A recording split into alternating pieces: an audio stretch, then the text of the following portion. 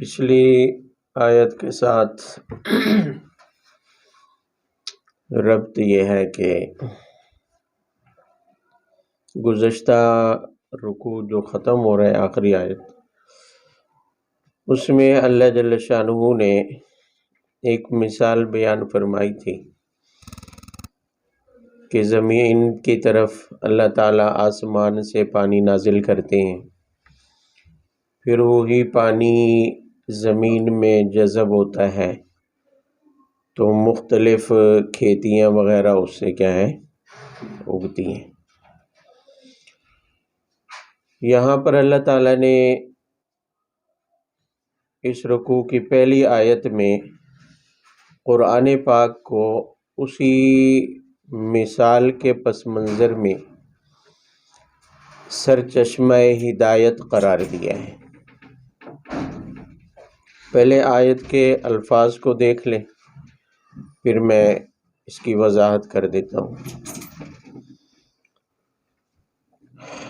اس آیت میں یہ فرمایا گیا ہے کہ بندے دو طرح کے ہیں،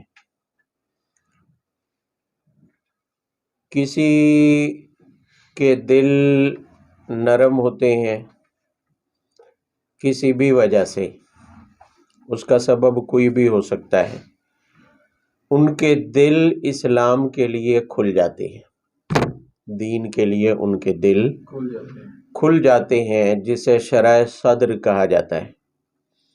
تو ان کے سینے جب اسلام کے لیے، قرآن کے لیے کھل جاتے ہیں تو یہ قرآن انہیں فائدہ پہنچاتا ہے، اور اللہ کی طرف سے جو نور ہدایت اس قرآن میں موجود ہے شرح صدر والوں کو یہ فائدہ دیتا ہے۔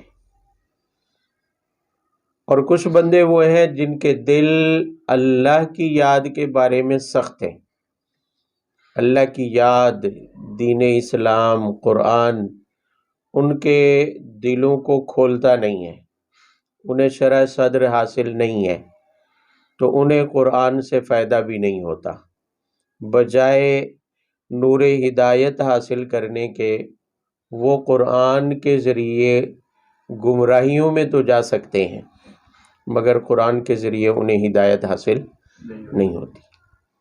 اب ذرا اسی بات کو اس مثال کے پس منظر میں سمجھیں کہ جیسے اللہ تعالیٰ آسمان سے پانی نازل فرماتے ہیں، بارش کا پانی، پھر وہ ندی نالوں میں، دریاؤں میں، سمندروں میں جمع ہوتا ہے یا زمین کے مسامات میں داخل ہو کر ذخیرہ ہو جاتا ہے، پھر اسی پانی سے کھیتیاں اگتی ہیں، مگر اسی زمین سے کھیتیاں اور باغات اگتے ہیں جو اس پانی کو قبول کرنے کی صلاحیت رکھتی ہو،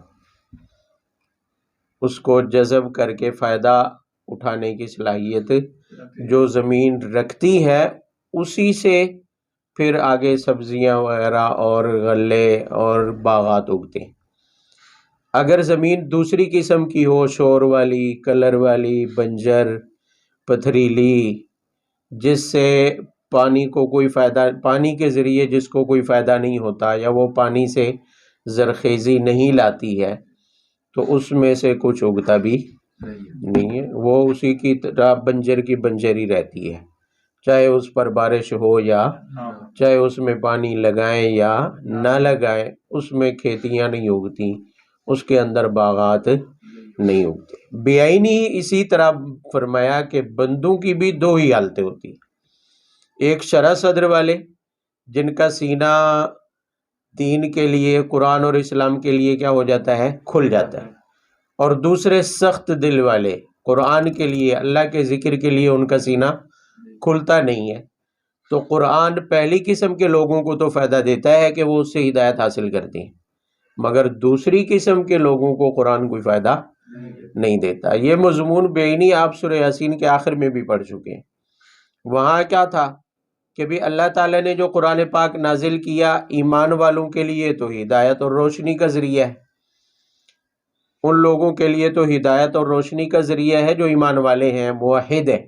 جو مشرک ہیں، جن کے دل مردہ ہو چکے ہیں شرک کی وجہ سے، فرمایا انہیں قرآن کوئی فائدہ، پھر ان کے لیے قرآن نازل کیوں کیا جب ان کے لیے ہدایت نہیں ہے؟ تو فرمایا قرآن کے دو مقاصد ہیں، موحد کے لیے تو ہدایت کا ذریعہ ہے، اور مشرک کے اوپر اتمام حجت ہے، اتمام، تاکہ کل قیامت کو وہ یہ نہ کہہ سکیں کہ ہمارے پاس تو کوئی ہدایت نامہ آیا ہی نہیں تھا، ہمارے پاس تو کوئی ہدایت آئی ہی نہیں تھی۔ تو یہاں اسی بات کو دوسرے انداز میں بیان کیا ہے کہ جن کو شرح صدر حاصل ہوتا ہے اسلام، اللہ کے ذکر اور قرآن کے بارے میں، تو قرآن ان کے لیے تو نور ہدایت بن جاتا ہے، مگر جن کے دل سخت ہوتے ہیں اللہ کے ذکر کے بارے میں، اسلام کے بارے میں، دین کے بارے میں، انہیں قرآن سے ہدایت ملنے کی بجائے گمراہی تو حاصل ہو سکتی ہے مگر انہیں ہدایت نہیں ملتی۔ یہاں دو باتیں سمجھنے والی، ایک تو یہ ہے کہ فرمایا کہ جن کو شرح صدر ہو قرآن انہی کو کیا دیتا ہے؟ فائدہ۔ اب شرح صدر کیسے ہو، سینے کیسے کھلے قرآن کے بارے میں، دین کے بارے میں، اسلام کے بارے میں، اس کے اسباب مختلف ہو سکتے ہیں، اس کے اسباب مختلف ہو سکتے ہیں۔ بعض تو قرآن میں کئی مواقع پر بیان ہو چکے، مثلا ان لوگوں سے تعلق رکھنا، ان لوگوں سے تعلق رکھنا جو اللہ سے تعلق رکھتے ہیں، جو اللہ والے جن کو کہا جاتا ہے، جو قرآن کو سمجھ چکے، قرآن کے ذریعے جو ہدایت پا چکے ہیں، ان کے سینے کھل چکے ہیں، قرآن کے اوپر شرح صدر ان کا ہو چکا ہے، ان کی معیت اور صحبت میں رہنا، ان کے ساتھ بیٹھنا، ان کی مجلس میں بیٹھنا اور ان کی بات سننے سے شرح صدر ہو جاتا ہے۔ اور اسی کو سورہ فاتحہ میں یوں کہا گیا ہے کہ جب یہ کہا گیا کہ ایاک نعبد و ایاک نستعین، یہ ایک دعویٰ ہے کہ اللہ کی طرف سے کہا گیا کہ تم یوں دعویٰ کرو کہ ہم تیری عبادت کرتے ہیں اور تجھ سے ہی کیا مانگتے ہیں؟ مدد۔ مگر یہ ایک دعویٰ ہے اور انسان اپنے دعوے کو اللہ کی مدد کے بغیر پورا نہیں کر سکتا۔ اب اللہ کی توفیق اگر مانگنی ہے تو اس کا طریقہ کیا ہے؟ فرمایا یوں دعا مانگو کہ اہدنا الصراط المستقیم صراط الذین انعمت علیہم، کہ ہمیں صراط مستقیم، سیدھے راستے کی طرف رہنمائی فرما، اور ان لوگوں کا راستہ جن پر تو نے کیا کیا؟ انعام، یعنی جو پہلے سے انعام یافتہ ہے، صراط مستقیم پر ہیں، جن کا شرح صدر ہو چکا، ان سے تعلق رکھیں گے تو شرح صدر بھی ہو جائے گا، صراط مستقیم کی ہدایت بھی مل جائے گی، پھر ایاک نعبد و ایاک نستعین پر عمل بھی ہو جائے گا۔ اگر ایسا نہیں ہوگا تو شرح صدر بھی نہیں ہوگا، صراط مستقیم بھی نہیں حاصل ہوگی اور نور ہدایت بھی حاصل نہیں ہوگا۔ دوسری بات فرمایا جن کے دل اسلام کے لیے، قرآن کے لیے کھلے نہیں ہیں، جن کے سینے کھلے نہیں ہیں، سخت ہیں اللہ کے ذکر کے بارے میں، اللہ کی یاد کے بارے میں، تو فرمایا قرآن کے لیے ان کے لیے سرچشمہ ہدایت نہیں بن سکتا۔ ہاں وہ قرآن کے ذریعے گمراہی تو حاصل کر سکتے ہیں مگر گمراہی کے سوا انہیں کچھ حاصل، ایسے بھی بہت سارے بے قرآن ہی کے نام پر گمراہ ہو جاتے ہیں، پہلے ایک نظریہ عقیدہ گھڑ لیتے ہیں، پھر قرآن کو توڑ مروڑ کر اس کے اوپر کیا کرتے ہیں؟ فٹ کرنے کی کوشش کرتے ہیں۔ بہت سارے فرقے ایسے وجود میں ہیں۔ قادیانی نے دعویٰ کیا نبوت کا پہلے، پھر قرآن کی آیات میں تعریفیں شروع کر دی تاکہ میری نبوت اس سے کیا ہو جائے؟ ثابت ہو جائے، دلیل قرآن سے۔ تو قرآن ان کے لیے ہدایت تو نہ بنا، کیوں؟ اس لیے کہ شرح صدر نہیں تھا انہیں۔ اسی طرح پرویزی فرقہ گزرا ہے، غلام احمد پرویز، مسٹر غلام احمد پرویز، اس کی بہت ساری کتابیں بھی ہیں، اس کے اوپر لیکچر بھی ہیں۔ وہ بھی کہتا تھا کہ اس نے ایک نظریہ گھڑا کہ حدیث کو نہیں ماننا، صرف قرآن، صرف، اور پھر قرآن سے وہ دلیلیں لاتا تھا حدیث کی تردید پر، حدیث کے انکار پر، اسی قرآن سے۔ اور آپ اس کے قرآن کے ترجمے اور مفہوم سنیں تو آپ کو بھی مزہ آ جائے گا، یعنی الفاظ کے ایسے ایسے ترجمے نکال کے لائے گا کہ اللہ معاف کرے۔ یہ وہ چیز ہے کہ قرآن سے ہی گمراہی ملی انہیں۔ اب قرآن میں تو ہدایت ہی ہدایت ہے، مگر چونکہ ان کے سینے قرآن کے لیے کھلے نہیں ہے، اس لیے بجائے ہدایت حاصل کرنے کے انہوں نے الٹا کیا حاصل کی؟ گمراہی حاصل کی۔ تو ہمیشہ یہ بات یاد رہے کہ پہلے ایک نظریہ بنا لینا، عقیدہ بنا لینا، پھر قرآن سے، حدیث سے دلیلیں نکالنا، اس کو ثابت کرنے کے لیے یہ سراسر گمراہی ہے. یہ سراسر کیا ہے بھئی؟ نظریہ پہلے نہیں، پہلے کتاب ہے. پہلے کیا ہے؟ یہ کتاب بتائے گی کہ نظریہ کیا ہونا چاہیے، عقیدہ کیا ہونا چاہیے، تمہاری فکر کیا ہونی چاہیے. جو راستہ یہ قرآن بتائے گی. آپ راستہ پہلے گڑھ لیں اور راستے بتانا والا بعد میں، تو ظاہر ہے راستہ غلط ہوگا. راستہ کیا ہوگا؟ غلط ہوگا. تو جو راستہ یہ بتائے گا، یہ کتاب جو راستہ بتائے گی وہی راستہ درست ہے. تو عقیدہ اور نظریہ وہی درست ہوگا جو قرآن اور حدیث سے مستفاد ہو. اگر پہلے گڑھ لیا جائے خود سے اور پھر قرآن کو اس کے اوپر فٹ کرنے کی کوشش کریں گے تو دلیلیں تو مل جائیں گی، قادیانی کو بھی مل گئی، غلام محمد پرویز کو بھی مل گئی، شیعہ کو بھی مل جاتی ہیں، کفار کو بھی بہت سارے اپنے اختلافی مسائل جو مسلمانوں کے ساتھ ہیں وہ بھی قرآن سے استدلال کر لیتے ہیں، مگر وہ درست نہیں ہے. درست وہی نظریہ وہی فکر ہوگی جو قرآن سے حاصل کی جائے گی. پہلے قرآن پھر اسی قرآن سے نظریہ. اور اگر پہلے عقیدہ اور نظریہ گڑھ لیا جائے گا اور پھر قرآن کو اس کے اوپر فٹ کرنے کی کوشش کریں گے تو دونوں چیزیں غلط، پھر فائدہ حاصل نہیں ہوگا، بلکہ پھر کیا ہوگی؟ گمراہی حاصل ہوگی. اللہ نزل احسن الحدیث کتابا متشابہا مثانیہ تقشعر منہ جلود الذین یخشون ربهم ثم تلین جلودهم وقلوبهم الى ذکر اللہ ذالک ھدی اللہ یہدی بہ من یشاء ومن یضلل اللہ فما لہ من ہاد. آنے والی اس آیت میں قرآن پاک کی کچھ صفات بیان کی ہیں اور اسی سوال کا جواب ہے کہ بھلا شرح صدر کیسے حاصل ہوگا؟ شرح صدر کیسے حاصل ہوگا؟ قرآن کی چند صفات بیان کر کے اس کا جواب دیا ہے. قرآن کی پہلی صفت یہاں بیان فرمائی ہے کہ اللہ نزل احسن الحدیث، کہ اللہ نے جو یہ قرآن اتارا ہے یہ تمام باتوں میں سب سے بہترین بات ہے.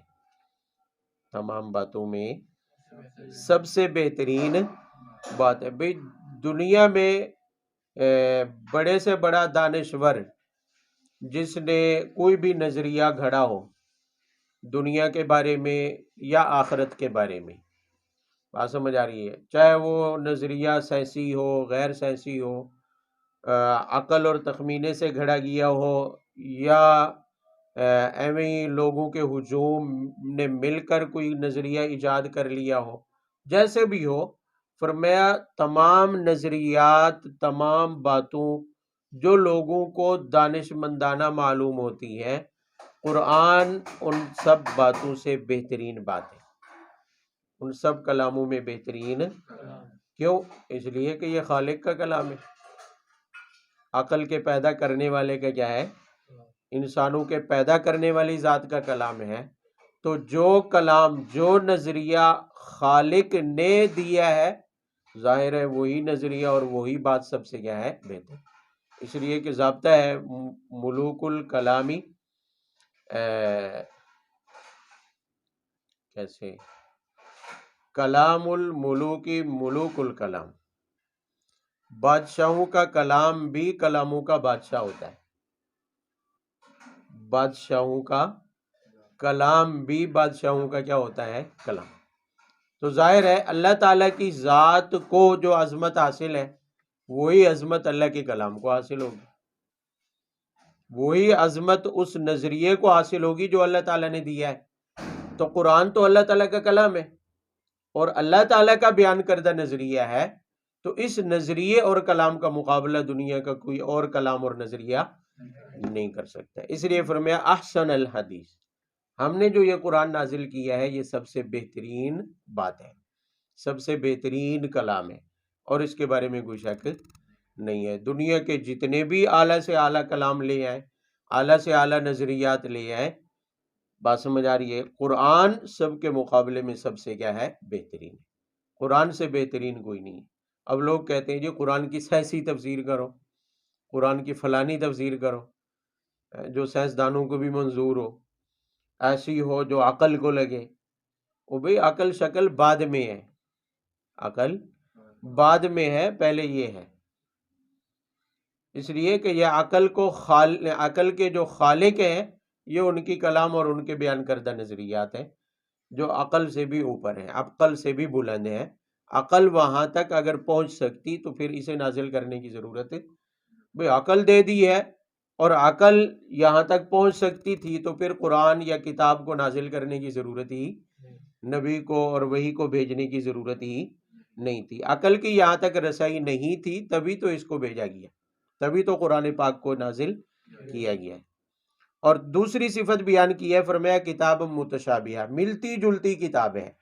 قرآن ایسی کتاب ہے جو آپس میں، کیا مطلب؟ یعنی مضامین ملتے جلتے ہیں۔ آپ نے پڑھی ہے کہ مکی صورتیں تقریباً 85 کے قریب ہیں اور سب میں 3 باتیں مشترک تھی، 3 مضمون، توحید، رسالت اور ملتے جلتے مضامین ہیں، ملتے جلتے، مگر انداز بیان ملتا جلتا نہیں ہے کہ اکتاہٹ پیدا ہو جائے۔ 85 کے قریب صورتوں میں ایک ہی مضمون آپ پڑھتے آ رہے ہیں مگر اکتاہٹ نہیں، اور انداز بیان بھی بار بار بدل کے آ رہا ہے۔ اب مثال کے طور پر قرآن کے بارے میں کتنا پڑھا جا چکا، دلیل رسالت کے طور پر قرآن کی صفات کتنی پیچھے بیان ہو چکی ہے۔ اگرچہ مضمون کے اعتبار سے دیکھیں تو یہاں بھی دلیل رسالت قرآن ہی کی بات ہو رہی ہے اور پہلے بھی ہو چکی ہے، مگر انداز بدلا ہوا ہے، انداز بدلا ہوا ہے، اور ایسا کہ اس کے اندر اکتاہٹ نہیں ہے۔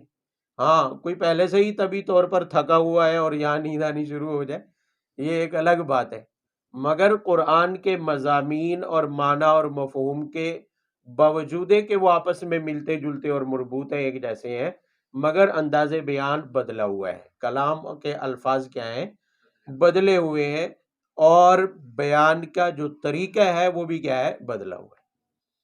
اور کہیں توحید کی دلیلیں، اب ربوبیت سے الوہیت پر استدلال کی کتنی دلیلیں آپ نے پڑھی، اگر ان کے الفاظ کو اٹھا کر دیکھ لیں اور انداز بیان دیکھ لیں تو سب کا ایک جیسا نہیں ہے، سب کا ایک دوسرے سے کیا ہے، مختلف ہے ہر جگہ پر ربوبیت سے الوہیت پر استدلال، مگر انداز بیان مختلف ہے۔ سورہ انعام سے شروع ہوا، ربوبیت سے الوہیت پر استدلال سورہ انعام سے آپ پڑھتے ہوئے، سورہ انعام سے آپ پڑھتے آ رہے ہیں۔ اب سورہ انعام سے یہاں تک جتنے بھی یہ استدلال آئے ہیں، اگرچہ موضوع ایک ہی تھا، مضمون ایک تھا، مفہوم ایک تھا، مگر انداز بیان ہر ایک جگہ پر کیا تھا، مختلف تھا۔ مثانیہ، تیسری صفت یہ ہے کہ قرآن بار بار پڑھی جانے والی کتاب ہے۔ اس کے 2 مفہوم ہیں، دونوں ذہن میں رکھ لیں۔ بار بار پڑھی جانے والی کا ایک مطلب تو یہ ہے کہ اس کو بار بار پڑھو، اس کو بار بار، تبھی شرح صدر حاصل ہوگا، تبھی شرح صدر کیا ہوگا۔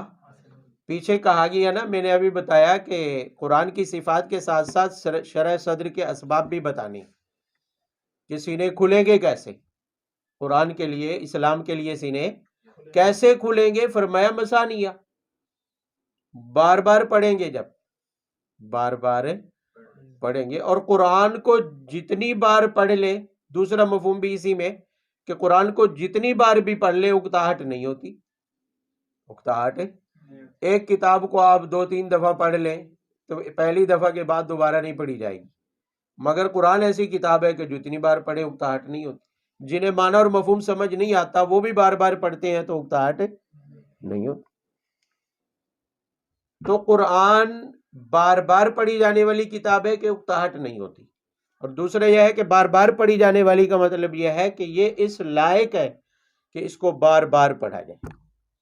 اب بار بار کیوں پڑھا جائے؟ ایک تو اس لیے تاکہ سینے کھل جائے، ایک بار پڑھنے سے سینہ نہیں کھلے گا، کما حقہ، ایک بار اگر آپ کہیں کہ ہم نے پڑھ لیا، سمجھ لیا، بس ہم قرآن کے بارے میں بے فکر ہو گئے کہ اب تو بس ہم نے حق ادا کر دیا ہے، اب تو ہمارے سینے کھل جانے چاہیے، فرمایا ایسا نہیں ہوگا، ایسا نہیں ہوگا۔ بار بار پڑھیں گے، بار بار سمجھیں گے تو سینے اسلام کے بارے میں کھل جائیں گے۔ اور بعض آپ نے ایسا بھی دیکھا ہے کہ بعض جگہ پر ایک مضمون پورے طور پر بیان نہیں ہوتا، وہاں کوئی نہ کوئی اشکال پیدا ضرور ہوتا ہے، البتہ اس کا جواب اسی مضمون کو جب دوسری جگہ بیان کیا جاتا ہے تو وہ مکمل طور پر حل ہو جاتا ہے۔ تو جب قرآن کو بار بار پڑھیں گے تو وہ اشکالات بھی ختم ہو جائیں گے. کسی بھی مضمون کے ادھورا پن جو کسی جگہ رہ جاتا ہے وہ بھی کیا ہو جائے گا؟ مکمل ہو جائے گا. اور کہیں اشکال پیدا ہوتا ہے تو بھی قرآن میں اس کا جواب کیا ہوگا؟ موجود ہوگا، اس کا حل موجود ہوگا. تو قرآن فائدہ دیتا ہے، شرح صدر حاصل ہوتا ہے قرآن کے لیے، مگر اس کو بار بار پڑھنے سے، بار بار پڑھنے سے. اور جو بار بار پڑھتے ہیں، امام شافعی رحمۃ اللہ علیہ سے کسی نے پوچھا کہ آپ اتنے بڑے امام، آپ کو ہزاروں حدیثیں بھی یاد، لاکھوں حدیثیں بھی یاد، اور اتنے بڑے مجتہد اور فقیہ، مگر قرآن پاک حفظ نہیں کر سکے آپ، قرآن پاک آپ حفظ. تو انہوں نے کہا قرآن پاک کتاب ہی ایسی ہے کہ میں نے کئی بار ارادہ کیا یاد کرنے کا، مگر کئی جگہوں پر آیات ایسی آ جاتی ہیں کہ ان کے معنی اور مفہوم میں ایسا مستغرق ہو جاتا ہوں کہ آگے زبان ہی نہیں چل پاتی. یعنی قرآن کی آیت یاد کرنے کے لیے پڑھنا شروع کرتا ہوں، دہرانا شروع کرتا ہوں، اور اس قرآن کے معنی اور مفہوم میرے دل و دماغ پر ایسے چھا جاتے ہیں کہ ان میں غور و فکر کرتے کرتے گھنٹوں گزر جاتے ہیں، مگر میں اس آیت کو یاد کرنے کے لیے نہیں دہرا سکتا. تو اس لیے قرآن یاد نہیں ہو سکا، قرآن یاد نہیں ہو سکا. ایک ایک آیت میں کئی گھنٹے غور و فکر کی وجہ سے پڑھتے پڑھتے یاد کرنے کی نیت سے قرآن کھولا کہ دہراؤں، یاد کروں، مگر ایک دوسری تیسری آیت کے اوپر جا کر رک گئے. کوئی معنی اور مفہوم، کوئی مسئلہ آیت کے سامنے، آیت میں نظر آنے لگا، اب اس کے اندر غور و فکر شروع ہو گیا، اور ایسے مستغرق ہوئے کہ دن ہی گزر گیا، کئی گھنٹے ہی گزر گئے. تو میں کیسے یاد کر سکتا قرآن پاک؟ تو جنہیں شرح صدر حاصل ہوتا ہے پھر وہ اس طرح حاصل ہوتا ہے. امام محمد رحمہ اللہ کے بارے میں ہے کہ حضرت امام شافعی رحمۃ اللہ علیہ کے مہمان ہوئے، استاد ہیں، امام شافعی کے استاد ہیں امام محمد بن حسن شیبانی، جو حضرت امام ابو حنیفہ کے دوسرے نامور شاگرد ہیں. پہلے ہیں امام ابو یوسف رحمۃ اللہ علیہ، اور دوسرے ہیں حضرت امام محمد رحمۃ اللہ علیہ. فقہ حنفی کا یوں سمجھ لے تیسرا مینار ہے، پہلے امام ابو حنیفہ، دوسرے امام ابو یوسف، اور تیسرے امام محمد، اور یہ امام شافعی کے استاد ہیں. تو مہمان ہوئے امام شافعی کے پاس، تو انہوں نے کھانا دیا تو جتنا دیا سارا ہی ہڑپ کر گئے، سارے کو لپیٹ دیا.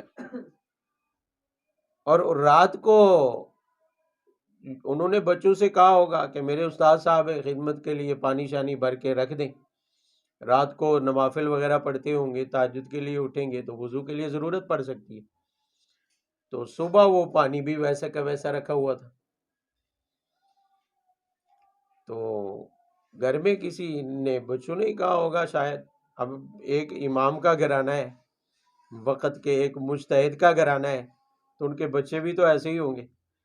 تو انہوں نے کہا کہ یہ کیسے استاد ہیں، آپ کے امام ہیں، نام تو بڑا سنا ہے، مگر نہ تو انہوں نے تہجد پڑھی ہے، آرام سے پڑھے رہے، اور روٹیاں بھی جتنی آپ نے دی وہ تو ہڑپ کر کے. حالانکہ بزرگوں کی غذا تو کیا ہوتی ہے؟ قلیل ہوتی ہے. تو اتنا کھانا اور نہ نوافل نہ تہجد، آرام سے. تو انہوں نے بچوں سے کہا تمہیں کیسے پتا؟ کہا کہ برتن سارے ہی خالی آئے تھے، کھانے کا تو ایسے پتا ہے، اور باقی رہی بات نوافل اور تہجد کی، وہ تو پانی ویسے ہی پڑا ہوا ہے، وضو ہی نہیں کیا انہوں نے. اب استاد تھے، صبح امام شافعی نے عرض کر دیا کہ حضرت ایسے ایسے جو ہے نا بچوں کے ذہن میں بدگمانی ہے. تو انہوں نے فرمایا کہ اصل میں بات یہ ہے کہ میں نے جب کھانا آپ کا سامنے آیا تو مجھے اس کھانے میں یوں محسوس ہوا کہ کئی دنوں کے بعد ایسا خالص حلال کھانا مجھے میسر آیا، اور یہ زندگی میں چند ان مواقع میں سے ہے جب مجھے اتنا خالص حلال کھانا کسی جگہ پر کیا آیا، میسر آیا. تو میں نے کہا آج تو اس سے پیٹ بھر لوں، پتہ نہیں ایسا خالص حلال کھانا مجھے پھر کہیں میسر آئے نہ آئے، ایسا برکت والا کھانا پھر کبھی میسر آئے یا نہ آئے۔ اور رہی یہ بات کہ مجھے میں نے وضو نہیں کیا، تہجد اور نوافل نہیں پڑھے، تو اصل میں ایسی بات نہیں ہے، وہ کھانا ہی ایسا بابرکت تھا کہ میرا وضو ٹوٹا ہی نہیں ہے، وضو ٹوٹا ہی، اور اس کی برکت ایسی تھی کہ چارپائی پر پڑے ہوئے جاگتی آنکھوں کے ساتھ، نیند بھی نہیں آئی، جاگتی آنکھوں کے ساتھ میں نے ایک آیت سے سینکڑوں مسائل اخذ کر لی، اور مسائل کو سوچتے سوچتے ساری رات نیند بھی نہیں آئی۔ جب نیند نہیں آئی تو وضو ٹوٹا نہیں ہے، تو وضو کی ضرورت کیا تھی؟ وضو کی ضرورت کیا تھی؟ یہ واقعہ مجھے یاد آیا اس سے کہ ایک آیت سے سینکڑوں مسائل وہ کہتے ہیں میں نے کیا کر لیے؟ اخذ کر لیے۔ تو جب شرح صدر ہوتا ہے قرآن کے لیے تو پھر ایسے ہوتا ہے۔ قرآن بہت وسیع مفہوم رکھتا ہے، قرآن ایک ایسا سمندر ہے کہ اس کا دوسرا کوئی کنارہ نہیں ہے، مگر یہ سب کچھ اسے حاصل ہوتا ہے جس کا سینہ قرآن کے لیے کیا ہے؟ کھولا ہوا۔ اچھا، قرآن کے لیے سینہ کھلا ہوا ہو، ایک تو بتایا کہ بار بار پڑھا جائے، بار بار پڑھا جائے، قرآن کے لیے سینہ کھل جائے گا۔ جتنا تعلق بنائیں گے، جتنا زیادہ تعلق ہوگا، اتنا ہی قرآن کے بارے میں سمجھ بوجھ بھی بڑھتی چلی جائے گی، اتنا ہی سینہ کھلتا چلا جائے گا۔ دوسری وجہ فرمایا تقشعر منہ جلود الذین یخشون ربہم ثم تلین جلودہم وقلوبہم الی ذکر اللہ۔ ہے تو خبر کے انداز میں مگر حکم ہے، وہ یہ ہے کہ فرمایا کہ جب قرآن کو پڑھا جاتا ہے، جب قرآن کو پڑھا جاتا ہے تو لوگوں کے رونگٹے کھڑے ہو جاتی ہیں۔ کل ہم نے ترجمہ کیا تھا تقشعر جلود الذین، لرز جاتی ہیں کھالیں لوگوں کی جو اپنے رب سے ڈرتے ہیں، جو اپنے رب سے۔ تو گویا جن لوگوں میں یہ صفت ہے نا کہ رب سے ڈرتے ہیں، رب سے، بھئی رب سے ڈرنا رب کی عظمت کی وجہ سے، اللہ کی عظمت کی وجہ سے، اور گناہوں پر سزا کے خوف کی وجہ سے، جن میں اللہ کا خوف اور خشیت موجود ہے، فرمایا جب ان کے سامنے قرآن پڑھا جاتا ہے تو ان کے رونگٹے کھڑے ہو جاتے ہیں، ان کے رونگٹے کھڑے ہو جاتے ہیں۔ اور رونگٹے، بھئی جب آپ سے کوئی ایسا شخص ہم کلام ہو جس سے آپ کو انتہائی عقیدت بھی ہے اور اس کی ناراضگی کا ڈر بھی ہے، ناراضگی کا ڈر بھی ہے، اگر آپ اس کی بات سنتے ہیں تو ظاہر ہے ایک دفعہ تو جھرجھری سی آ جاتی ہے کہ بندہ آپ کچھ کیا بولے، کچھ ایسا نہ نکل جائے منہ سے کہ کہیں ناراض ہو جائے۔ اس سے عقیدت بھی ہے، محبت بھی ہے، اور انتہا درجے کی ہے، اور اس کی ناراضگی کا بھی خوف ہے کہ اس کے خلاف مزاج کچھ ہوا تو خیر نہیں ہے، ناراض ہو جائے گا، آپ اس کی ناراضگی بھی برداشت نہیں کر سکتے۔ تو بیعینی اسی طرح کہ اللہ تعالیٰ کی عظمت تو سب سے بڑھ کر ہے۔ اب جس کے دل میں اللہ کی عظمت ہے، اللہ کی خشیت ہے، اللہ کا ڈر ہے، فرمایا ان کے سامنے جب قرآن پاک پڑھا جاتا ہے تو ان کے رونگٹے کھڑے ہو جاتے ہیں، اور رونگٹے کھڑے ہونے کے ساتھ ساتھ فرمایا ان کے دل نرم پڑ جاتے ہیں، اور خود بخود اللہ کی یہ کلام ان کے دلوں میں اترتی چلی جاتی ہے۔ یہ ہے شرح صدر کی ایک اور صورت۔ یہ حکم ہے اللہ کی طرف سے، بیان تو کیا گیا خبر کے انداز میں کہ جو اللہ سے ڈرتے ہیں قرآن کو سن کر ان کے رونگٹے کیا ہو جاتے ہیں؟ کھڑے ہو جاتے ہیں، قرآن ان کے دلوں میں اترتا چلا جاتا ہے، ان کے دل نرم پڑ جاتے ہیں۔ ہے تو یہ خبر کے انداز میں مگر حکم ہے کہ جب قرآن پڑھا جائے، جب قرآن کو تم سنو تو کیا ہو جاؤ؟ تمہارے رونگٹے کھڑے ہو جانے چاہیے، اللہ کا خوف تمہارے دل و دماغ پر کیا ہو جانا چاہیے؟ چھا جانا چاہیے۔ یہی ایک طریقہ ہے کہ تمہارے دل نرم پڑ جائیں گے اور قرآن پاک تمہارے دلوں میں کیا ہو جائے گا؟ اتر جائے گا۔ اور ہماری حالت تو کیا ہوتی ہے، جہاں ماشاءاللہ سے دین کی بات ہو رہی ہو وہیں ہمیں نیند بھی زیادہ آتی ہے اور وہیں پر اکتاہٹ بھی زیادہ ہوتی ہے۔ یہ یوں سمجھ لے کہ ہماری بیچارگی ہے، ہمیں اپنی اس حالت کو بدلنا چاہیے۔ قابل افسوس ہے یہ ہماری حال کہ کہیں اگر گاجے باجے کا پروگرام ہو تو ہمیں بالکل نیند نہیں آتی ہے، ہم اس کا ایک ذرہ بھی مس نہیں کرنا چاہتے ہے بھائی کامران۔ اور کوئی ڈرامہ ہو کئی قسطوں پر مشتمل ہو، لمبے ایپیسوڈ ہوں، تو وہاں بھی ہمیں نیند، مگر قرآن دین کی بات ہو، بیان ہو رہا ہو، ذکر کی مجلس ہو، اللہ والوں کی بات ہو، تو وہاں ہمیں اچھی طرح سے نیند آ جاتی۔ اول تو جاتے ہی نہیں ہیں لوگ، جاتے ہی چلے بھی جائیں تو پھر ٹائم پاس ہوتا ہے، پھر کسی طرح ٹائم گزرے، وقت گزرے اور جان چھوٹے، نکل آئے وہاں سے۔ بعض یوں بھی کہتے ہیں آج مولویاں دے ہاتھ چڑھ گئے ہے نا، مولویاں دے ہاتھ، عشاء تو اگے لنگ گیا ٹائم، مغرب کے بعد جلسہ شروع ہو جائے نا تو جو یہ عشاء کی اذان ہو تو فوراً گھڑی کو دیکھتے ہیں، آج مولویاں دے ہاتھ چڑھ گئے، عشاء دا ٹائم ہو گیا، اجے تک نہیں جان چھڑ دے۔ اگر گھر میں رات کو 1 بجے تک بیٹھے رہے ٹی وی کے آگے، موبائل اٹھایا ہوا ہو، ڈرامہ دیکھ رہے ہو، فلم دیکھ رہے ہو، گپ شپ خبریں، کوئی مسئلہ نہیں ہوگا۔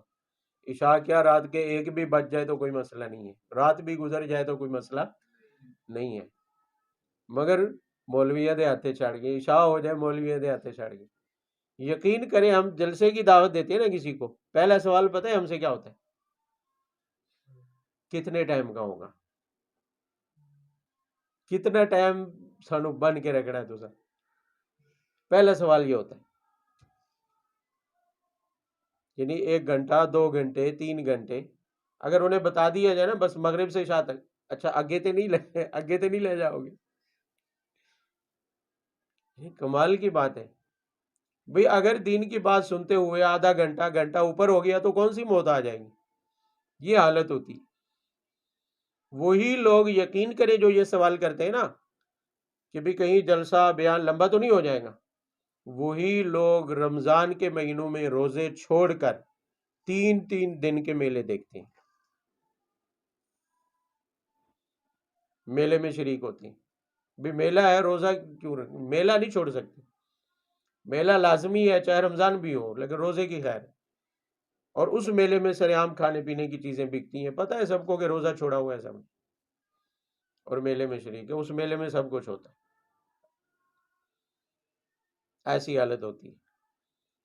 تو اللہ تعالیٰ فرما رہے ہیں کہ قرآن کے بارے میں شرح صدر، اسلام کے بارے میں شرح صدر کے لیے شرط کیا ہے کہ اللہ کا خوف رکھ کر قرآن کو سنو، اللہ کے ڈر کو دلوں میں، عظمت کو دلوں میں جگہ دے کر پھر قرآن پاک کو سنو، تو یہ تمہارے دلوں کو نرم بھی کرے گا اور تمہارے دلوں میں اثر بھی کرے گا، تمہارے سینے اس کے لیے کھل بھی جائیں گے اور تمہیں سمجھ بھی آئے گا اور تمہیں اس سے ہدایت بھی حاصل ہوگی، ورنہ اس سے ہدایت حاصل نہیں ہو سکتی۔ فرمایا افمن یتقی بوجہہ سوء العذاب یوم القیامت وقیل للظالمین ذوقوا ما کنتم تکسبون۔ 3 آیات میں پیچھے 2 طرح کے لوگوں کا ذکر ہے، تو انہی کے انجام کا بیان ہے۔ پیچھے ہے نا کہ بعض لوگوں کو تو شرح صدر ہوتا ہے اسلام کے بارے میں اور بعض لوگوں کو نہیں ہوتا، ان کے دل سخت ہوتے ہیں، قرآن ان میں اثر نہیں کرتا اور انہیں قرآن سے ہدایت بھی حاصل نہیں ہوتی۔ تو اب اگلی آیت میں دونوں کا انجام بیان کیا، فرمایا افمن یتقی بوجہہ سوء العذاب یوم القیامہ وقیل للظالمین ذوقوا ما کنتم تکسبون۔ فرمایا ایک طرف تو وہ ہے جس کو قرآن پر اور اسلام پر شرح صدر حاصل ہے، اس نے ہدایت حاصل کر کے اپنے آپ کو اللہ کے عذاب سے بچا لیا، اپنے آپ کو اللہ کے عذاب سے، اور دوسری طرف وہ ظالم ہے جس کا دل میں اللہ کی یاد بھی نہیں ہے اور اللہ کی یاد نہ ہونے کی وجہ سے اسے قرآن اور اسلام پر شرح صدر بھی حاصل نہیں ہے، اور وہ عذاب کا مستحق بھی ہے، اور اسے قیامت والے دن کہا جائے گا کہ ذوقوا ما کنتم تکسبون، جو کچھ اب تک کمایا ہے وہ چکھو۔ تو فرمایا کیا یہ دونوں برابر ہو سکتے؟ کیا یہ دونوں برابر؟ یعنی دنیا سے لے کر اخروی انجام تک دونوں کی حالتیں دو متضاد ہیں، دو الگ الگ حالتیں ہیں، تو انجام بھی دونوں کا الگ الگ ہے، دونوں برابر نہیں ہو سکتے، نہ ابتدا کے اعتبار سے، اعمال کے اعتبار سے، اور نہ ہی اپنے اخروی انجام کے۔ بھی دنیا میں جیسے ان دونوں میں تضاد تھا کہ ایک کا دل اسلام کے لیے اور قرآن کے لیے کھلا ہوا تھا، دوسرے کا دل اسلام اور قرآن کے لیے کھلا ہوا نہیں تھا، ایک ظالم تھا اور ایک عادل تھا، اللہ کے احکام پر عمل پیرا تھا، تو فرمایا اسی طرح اخروی انجام بھی دونوں کا برابر۔ پہلے کا انجام کیا ہوگا کہ اس نے اپنے آپ کو عذاب سے بچا لیا، جبکہ دوسرے کو کہا جائے گا کہ جو کچھ کمایا ہے اب اس کا عذاب چکھو، اب اس کا بدلہ چکھو۔ تو فرمایا ان دونوں کی حالت کبھی بھی برابر نہیں ہو سکتی۔ آگے فرمایا کذب الذین من قبلہم، یہ ایک تمثیل ہے عذاب کی۔ اگر کسی کو لگے کہ جی نہیں ایسی ہی بات ہے، بس یہ ایسا ہی ہے، تو فرمایا اس سے پہلے لوگوں کو دیکھ لو، پہلے لوگوں کو، ان کے پاس بھی عذاب اس وقت اور ایسی جگہ سے آیا جہاں اور جس وقت ان کے وہم و گمان میں بھی نہیں تھا، وہم و گمان میں بھی، یعنی وقت بھی اور جگہ بھی جہاں سے عذاب آیا اور جب آیا، دونوں کے بارے میں انہوں نے کبھی سوچا بھی نہیں تھا کہ ہمارے ساتھ یہاں ایسا بھی ہو سکتا ہے، اس وقت ہمارے ساتھ ایسا بھی۔ نوح علیہ السلام کی قوم کو دیکھیں، جب کشتی بنا رہے تھے حضرت نوح علیہ السلام تو وہ ہنستے تھے، مذاق اڑاتے تھے، سالوں تک کشتی بنتی رہی، تیار ہوتی رہی، کوئی ایک دو مہینے میں تیار نہیں ہوئی، بڑی کشتی تھی، تیار ہوتی رہی، اور اللہ تعالیٰ کی طرف سے مسلسل رہنمائی کی گئی، بتایا گیا کہ کشتی یوں بنتی ہے، اس سے پہلے کشتیاں نہیں بنائی جاتی تھی، اور وہ مذاق اڑاتے رہے مسلسل، بھلا یہ کشتی کو خشکی میں اب کیا کرے گا، تیرائے گا، کیا ضرورت ہے کشتی بنے؟ انہیں بتایا جاتا ہے کہ عذاب آنے والا، تو کہتے ہیں سبحان اللہ، یہ ادھر یہاں پانی کہاں سے آ سکتا ہے؟ یعنی ان کے وام و گمان میں بھی نہیں تھا۔ تو اللہ تعالیٰ فرماتے ہیں کہ آتاہم العذاب من حیث لا یشعرون، کہ عذاب ایسی جگہ سے ان کے پاس آیا جہاں سے ان کے شعور میں بھی نہیں تھا، وام و گمان میں بھی۔ اب فرعون کے وام و گمان میں تھا کہ میں اس سمندر میں موسیٰ کے پیچھے جا رہا ہوں تو ڈوب جاؤں گا، مگر ڈوب گیا۔ اس نے تو راستہ دیکھا کہ موسیٰ گزر گیا تو میں بھی کیا ہے یہاں سے گزر جاؤں گا، اس کے وام و گمان میں بھی نہیں تھا۔ نمرود کے وام و گمان میں تھا کہ ایک مچھر سے ذلیل ہو جاؤں گا، مگر اللہ نے اسی سے کر دیا۔ مشرکین مکہ کے گمان میں تھا کہ غزوہ بدر میں جا رہے ہیں اور 313 کے ہاتھوں، جن کے ہاتھ بھی خالی ہیں، ان کے ہاتھوں ہم ذلیل ہو جائیں گے، انہوں نے بھی نہیں سوچا تھا۔ وہ تو اپنے لذت کے، مزے کے سامان، اسباب اور عیش کے وہ بھی ساتھ لے کے آئے تھے کہ ابھی جائیں گے 313 اور آئے بھی خالی ہاتھ، مسل کے پھر وہاں پر جو ہے محفلیں لگائیں گے، ڈیرے لگائیں گے، شرابیں پئیں گے، مستیاں کریں گے، یعنی وہ تو نکلے تھے پکنک سمجھ کر، اور اللہ تعالیٰ نے ان کی گردنیں اڑا دی۔ تو اللہ تعالیٰ فرماتے ہیں اتاہم العذاب من حیث لا یشعرون، تو انہیں کے پاس بھی عذاب ایسی جگہ سے آیا جہاں سے انہوں نے اس کا سوچا بھی، ان کے وام و گمان میں بھی نہیں تھا۔ تو آج جو اسلام اور قرآن کا انکار کر رہا ہے اسے بھی یہ چیز ذہن میں رکھنی چاہیے کہ عذاب ایسے ہی آتا ہے، عذاب ایسے ہی آتا ہے۔ فرمایا فَأَذَاقَهُمُ اللَّهُ الْخِزْيَ فِي الْحَيَاةِ الدُّنْيَا، اب سابقہ قوموں کو دو طرح کا عذاب آیا، دنیا میں بھی اور آخرت میں بھی۔ فرمایا دنیا میں جو عذاب آیا وہ تو ایسا تھا کہ اس دنیاوی عذاب نے ان کو ذلیل و رسوا کر کے رکھ دیا، وہ صرف عذاب نہیں تھا کہ ہلاک ہو جاتے، مر جاتے، بس ختم، وہ تذلیل کے ساتھ تھا، اس میں ان کی ذلت بھی تھی۔ بے فرعون کا سمندر میں غرق ہونا ایک ذلت بھرا منظر تھا، بظاہر طاقتور، غالب، اتنا بڑا لشکر لے کر جو بنی اسرائیل کو ٹھکانے لگانے چلا تھا خود ٹھکانے لگ گیا۔ نوح علیہ السلام کی اتنی بڑی قوم جو خود ہنس رہے تھے کشتی کے اوپر، وہ خود ہی ذلیل ہو کر غرق ہو گئے۔ اور بدر میں آنے والے مشرکین مکہ جو اکڑ کر آ رہے تھے، فخر کے ساتھ آ رہے تھے، تکبر کے ساتھ آ رہے تھے کہ آج ختم کر کے آئیں گے قصہ، وہ خود ہی ختم ہو گئے تو ذلیل اور رسوا بھی ہوئے۔ تو اللہ تعالیٰ فرماتے ہیں ان پر عذاب صرف نہیں آئے بلکہ ان کے لیے عذاب ذلت بھی لائے دنیا میں۔ تو دنیاوی عذاب جو آتا ہے وہ ذلت کے ساتھ آتا ہے، یعنی اس کا اصل جو دنیاوی عذاب کا جز ہے، بڑا جز ہے، وہ تذلیل ہوتی ہے، ذلت ہوتی ہے۔ ضروری نہیں کہ ہلاکت ہو، ضروری نہیں کہ اس میں زندگی کا کیا ہو جائے، خاتمہ ہو جائے۔ ذلت بھی عذاب ہوتا ہے، تذلیل بھی کیا ہوتا ہے، وہ تو اللہ معاف کرے کہ مجموعی طور پر بھگت ہی رہے ہیں ہم دنیا میں، ہر اعتبار سے، ہر طرف سے۔ ہم میچ دیکھنے میں مشغول ہیں اور انہوں نے غزہ کو ملیا میٹ کر دیا۔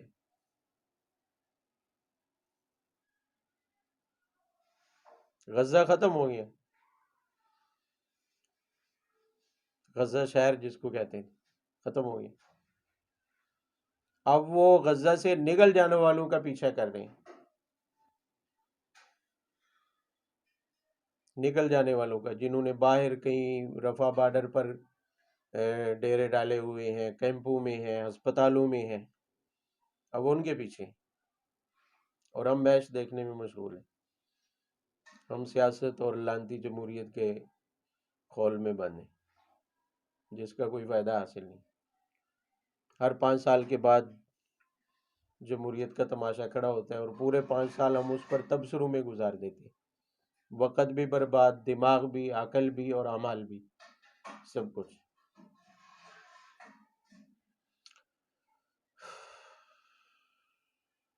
وَلَعَذَابُ الْآخِرَةِ اکبر، فرمایا یہ تو دنیا کا عذاب ہے، آخرت کا عذاب اس سے بھی بڑا ہوگا، آخرت کا عذاب اس سے بھی بڑا ہوگا۔ لَوْ كَانُوا يَعْلَمُونَ، کاش کہ وہ اس کو جانتے ہوتے۔ وَلَقَدْ ضَرَبْنَا لِلنَّاسِ فِي هَذَا الْقُرْآنِ مِنْ كُلِّ مَثَلٍ لَعَلَّهُمْ يَتَذَكَّرُونَ قُرْآنًا عَرَبِيًّا غَيْرَ ذِي عِوَجٍ لَعَلَّهُمْ يَتَّقُونَ۔ چونکہ بات چل رہی ہے قرآن پاک کی،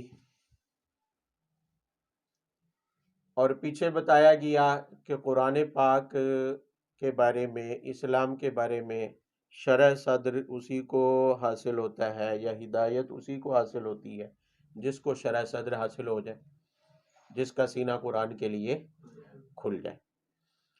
قرآن کی ایک اور خصوصیت بیان فرمائی جا رہی ہے، فرمایا ضربنا للناس فی ھذا القرآن من کل مثل لعلہم یتذکرون قرآنا عربیا غیر ذی عوج لعلہم یتقون۔ یہاں کسی کو اشکال بھی پیدا ہو سکتا ہے کہ ممکن ہے سابقہ قوموں کو عذاب اس وجہ سے آیا ہو، یا قرآن کے ذریعے ہدایت کسی کو اس وجہ سے حاصل نہ ہو کہ قرآن اس کو سمجھ نہ آئے، قرآن اس کو سمجھ تو اس کا اشکال کا جواب بھی ہے۔ فرمایا کہ قرآن میں ہم نے سمجھانے کے لیے لوگوں کو صرف احکام نہیں بیان کیے، خالی اصول نہیں بیان کیے، مثالیں دے دے کر سمجھایا، مثالیں بیان کر کر کے باتیں سمجھائی ہیں۔ یعنی قرآن کے احکام اور اصول تو ہیں، ویسے بھی عقلی ہیں، یعنی عقل کے خلاف نہیں ہے۔ ہاں یہ ہے کہ کسی کی عقل میں نہ آئے تو یہ الگ بات ہے، مگر ہے عقل کے مطابق، عقل کے خلاف نہیں ہے، معقول ہے۔ مگر اسی پر اکتفا نہیں کیا گیا کہ چونکہ معقول ہے لہٰذا لوگوں کو مان لینے چاہیے، وہ اصول منوانے کے لیے انہیں سمجھایا بھی گیا، اور سمجھایا بھی مثالوں کے ساتھ کیا ہے۔ بھئی کوئی بھی بات اگر کسی کو سمجھانی ہو، ہم اپنے ماحول میں، معاشرے میں بھی، کسی بھی قوم اور زبان کے اندر جب کسی کو کوئی بات سمجھانی ہو تو اگر اس کو مثال، محسوس چیز کی مثال دے کر سمجھایا جائے تو بہت ہی آسان ہوتا ہے اس کو سمجھانا۔ یہ ہے لطیفہ لیکن بات سمجھنا تھوڑا آسان ہو جائے گا۔ وہ ایک اندھا تھا، اندھا نابینا، تو اس کے سامنے نا کوئی کھیر بنا کے لے گیا، تو اب اندھے حافظ ہی پوچھ رہے ہیں یہ کیا ہے جو تم میرے لیے کھانا بنا کے لائے ہو؟ انہوں نے کہا کھیر ہے۔ اب تھے تو وہ اندھے، کہا کہ کھیر کیسی ہوتی ہے، کھیر، اب وہ اس کو سمجھا رہے ہیں کہ کھیر کیسی ہوتی ہے، اسے بتا رہے ہیں ایسی جیسے بگلا سفید ہوتا ہے نا، ایسے بگلے کی طرح سفید ہوتی ہے کھیر بھی. وہ تو اندھا ہے، اس نے کہا بھلا بگلا کیسے سفید ہوتا ہے؟ بگلا، تو اس نے ہاتھ کو ایسے کیا، ایسے حافظ صاحب کا ہاتھ پکڑا اور اوپر کہا کہ بگلا جو ہے نا ایسا ہوتا ہے. بگلا ایسا ہوتا ہے. تو بہرحال ہم اگر اپنے ماحول اور معاشرے میں انسان ایک دوسرے کو سمجھانا چاہیں تو کوئی بھی بات آسانی کے ساتھ اگر کسی کو سمجھانی ہے کہ اگلے کے لیے، مخاطب کے لیے سمجھنا آسان ہو جائے، تو وہ محسوس مثالوں کے ذریعے کیا کیا جاتا ہے، سمجھایا جاتا ہے. محسوس مثال، کسی کو راستہ بھی اگر بتانا ہو، ایک تو ہے کہ زبانی کلامی بتا دے لوریوں کی طرح کہ سجے کھبے مڑ جانا آگے جا کے ہے، ادھر سے سیدھا آگے سجے ہو جانا تو پھر آگے کھبے ہو جانا. ہمارے پنجاب والے ایسے ہی راستے بتاتے ہیں. مگر اگر لکیریں لگا کر سمجھا دیا جائے، لکیریں لگا کر پورا نقشہ ہی کیا کر دیا جائے، اس کو سمجھا دیا جائے تو آسان ہو جاتا ہے. تو محسوس مثال دے کر سمجھانا کیا ہوتا ہے، آسان. تو اللہ تعالیٰ فرماتے ہیں ہم نے صرف خالی اصول نہیں بیان کیے، صرف سوٹے نہیں مارے ہیں. ضربنا للناس من کل مثل، ہم نے ہر چیز مثالیں دے دے کر سمجھایا ہے. اب توحید کی کتنی مثالیں گزری ہیں آپ کے سامنے، توحید کے اوپر، توحید سمجھانے کے لیے بہت ساری مثالیں آئی ہیں. تو فرمایا قرآن کو سمجھنا اتنا اس لیے بھی آسان ہے کہ قرآن میں ہر طرح کی مثالیں دے دے کر سمجھایا گیا. توحید بھی، رسالت بھی، اسی طرح آخرت بھی، ہر چیز مثالیں دے کر باقاعدہ کیا کیا گیا ہے، سمجھایا. اور ایک آدھ مثال نہیں، فرمایا من کل مثل، ہر طرح کی ممکنہ طور پر جو مثالیں ہو سکتی تھی وہ سب دے دی. اور فرمایا قرآن عربی غیر ذی عوج، اور قرآن کو سمجھنا اس لیے بھی آسان ہے کہ عربی زبان میں ہے، اس میں کوئی کجی نہیں ہے، کوئی ٹیڑھا پن نہیں ہے کہ قرآن کو سمجھنا کیا ہو، مشکل ہو. ضرب اللہ مثلا رجلا فیہ شرکا. کوئی سوال پیدا ہو سکتا تھا بھی چلے مان لیتے ہیں توحید کی اب تک مثالیں آئی ہوں گی مگر ابھی بھی کوئی ہو جانی چاہیے سر دست. تو فرمایا لے لیجیے، توحید کو سمجھانے کے لیے مثال دے دی اگلی آیت میں. ضرب اللہ مثلا رجلا فیہ شرکا، توجہ سے فرمایا کہ دو غلام ہیں. بات کو سمجھیے گا، مثال دے کر توحید اور شرک سمجھایا جا رہا ہے کہ دو غلام ہیں اور ان میں سے ایک غلام دو بندوں کے درمیان مشترک ہے. ایک غلام اور ایک غلام ایک ہی آقا کا ہے، ایک ہی. بے غلام پہلے زمانے میں ایسے مملوک ہوتے تھے، خریدے بیچے جاتے تھے، ان سے خدمت لی جاتی تھی جیسے کہ جانور ہوتا ہے. جیسے کہ کیا ہوتا ہے، جانور کو بھی اپنی خدمت کے لیے استعمال کیا جاتا ہے. اب ایک جانور میں، ایک گاڑی میں دو بندے کیا ہو جائیں، شریک. تو غلام میں بھی دو شریک ہو سکتے ہیں. مل کر ایک غلام کو خریدا، دونوں نے ہزار ہزار روپے ملے اور 2000 میں غلام خرید لیا. اب دو بندے شریک ہیں، دو مالک ہیں، اور غلام کیا ہے، ایک. اور ہیں دونوں بھی ایسے خڑوس کے دونوں کی آپس میں بھی نہیں بنتی، آپس میں بھی نہیں بنتی ہے. تو اس بیچارے ایک غلام کی جو دو خڑوس مالکوں کے درمیان میں مشترک ہے، اس کی کیا حالت کریں گے؟ وہ چین سے رہنے دیں گے؟ بھئی ایک کام کروائے گا تو دوسرا انتظار میں ہوگا، وہ کہے گا اس کے پاس تو بڑی خوشی سے کام کرتے اور میرے پاس بہت پڑتی ہے تجھے، وہاں تو باری باری کام کر لیتے اور میرے پاس آتا ہے تو تھکا ہوا ہانپ رہا ہے. اس بیچارے کی تو خیر نہیں ہے، دونوں ہی ظالم ہیں، دونوں ہی خڑوس ہیں. میں نے کہا دونوں ہی شریر ہیں. جبکہ ایک دوسرا غلام ہے جو ایک ہی مالک کا ہے اور اس کا مالک ہے بھی شریف النفس آدمی، مہربان آدمی ہے، شفیق ہے.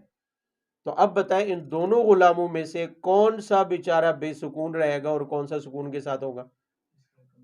جس کا ایک مالک ہے وہ تو سکون میں ہوگا، اور جس کے دو مالک ہیں اور ہیں دونوں ہی شریر اور فسادی تو وہ بیچارہ تو کیا ہو جائے گا؟ بے سکون ہو جائے گا، اس کی زندگی تو عذاب ہو جائے گی۔ تو فرمایا بعینی ہی یہی حالت مشرک اور موحد کی، مشرک اور جیسے بیچارہ وہ غلام جو دو مالکوں کے درمیان میں شریک ہے، وہ بیچارہ دونوں کو راضی کرنے کے چکر میں اپنا سکون برباد کر دے گا، یہی حالت بعینی ہی مشرک کی ہے کہ کئی معبودوں کو راضی کرتے کرتے اپنی زندگی کا سکون بھی کیا کر دیتا ہے بیچارہ؟ برباد ہے۔ اللہ کو راضی کرتا ہے تو غوث پاک رہتے ہیں، غوث پاک کو راضی کرتا ہے تو اللہ تعالیٰ۔ اور اس زمانے کے لحاظ جیسے مورتیاں ہوتی تھی، وہاں بھی تو کئی سارے معبود تھے۔ آج ایک کو چڑھاوا دے کے آیا ہے تو 8-10 معبود ہیں، تو سب کو چڑھاوے دینے پڑیں گے۔